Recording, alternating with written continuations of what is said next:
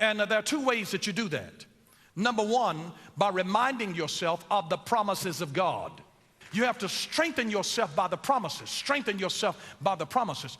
And here's the other way that you encourage yourself.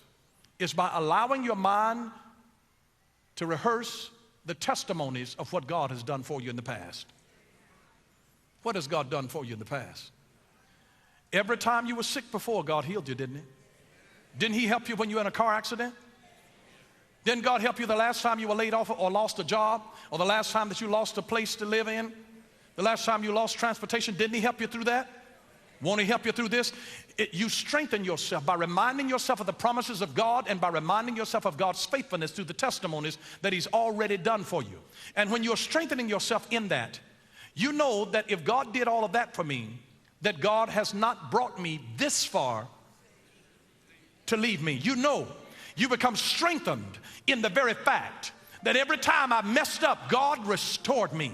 God brought me back. God lifted me back up. God put me back. God sent people in my life to help me. Every time, there are testimonies that you've got. You strengthen yourself by the promises of God and by the testimonies that God has given to you. May I say this to you,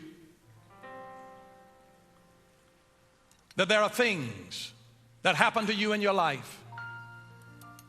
And I want you to hear this prophetic word that God has given me for this church. That there are some things that happen to you in your life that really shake you.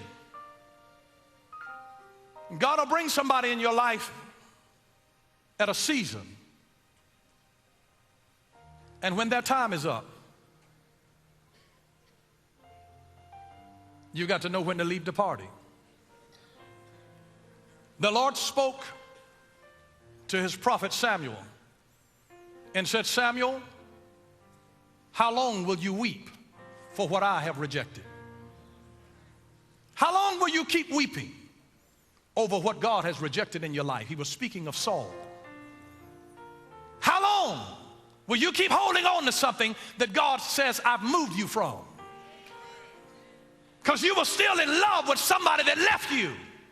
How long will you keep weeping over what the Lord has rejected? Because let me tell you this.